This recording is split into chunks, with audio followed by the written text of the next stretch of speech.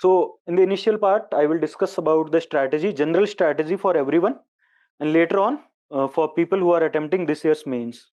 So this is about all those people who are going to appear in 2026 or even in this exam 2027. So this is a broad things which I did. So paper one, start with theories. That was my my strategy after struggling for one or two mains. Starting with theories, having a good understanding on each and every theory which is there. Especially nowadays, they are asking the minute details of this theories of structural functionalism, structuralism, symbolism, interpretive, cognitive, postmodernism. They are touching everywhere. So that's basic difference between structural functionalism and structuralism. So that it is a very minute distinguished. And if we have conceptual clarity, then only we will be able to answer perfectly. So what is the difference?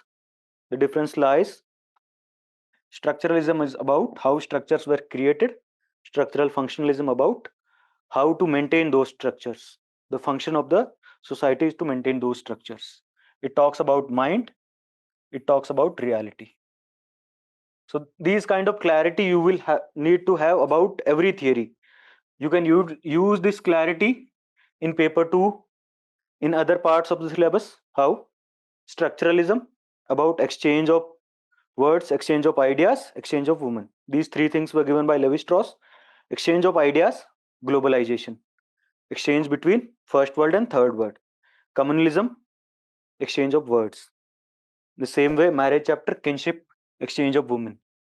So you can utilize these theories in whole syllabus. In paper 1, in paper 2, and this will give you edge. Because wherever you will feel that there is a question which we do not have adequate understanding or which is not from the PYQ, then you will require these kind of things. For the bouncer questions, it will help. And okay, so moving on, unit 1, what I did was for all these kind of things, reduce remembering load. For archaeology, for evolution, for fossils, reduce remembering load. How to do that? Have a common framework for comparison between species. You give me any species, I will compare based on my understanding. How later was that in the evolution period, and what were the positions in the evolutionary timeline. I will go from head to toe and I will list down things.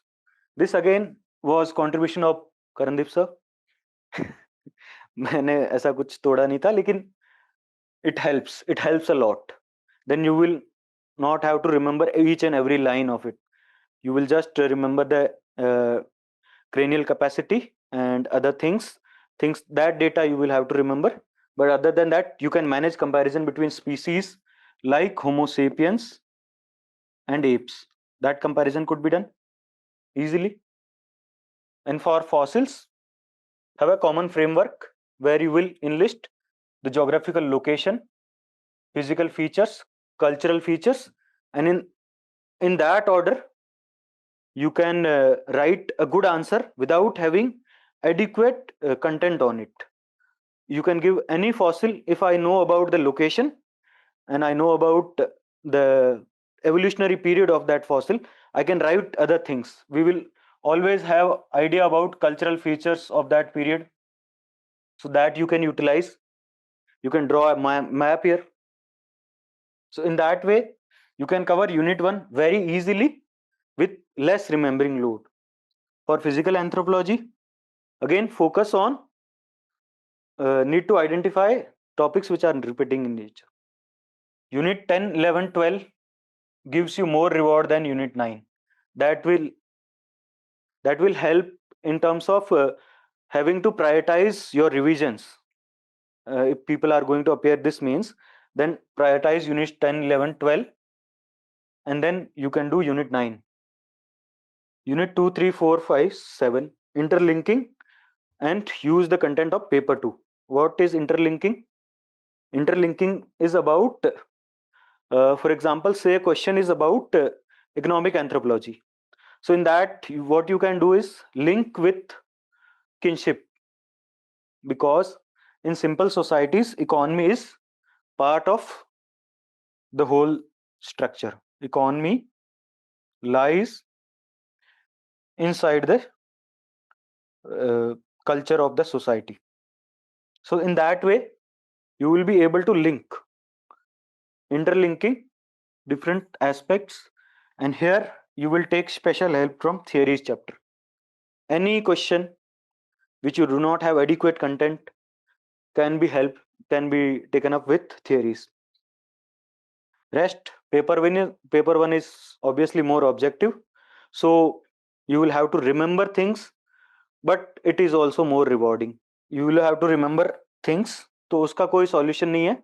What you can do is whatever high factual things are there, you can revise multiple times, 5-7 times, and whatever structure conceptual things are there, that you can do once twice, and you will be able to write in exam. But whatever highly factual in nature, you will have to revise 5-7 times, and then you will able to repeat.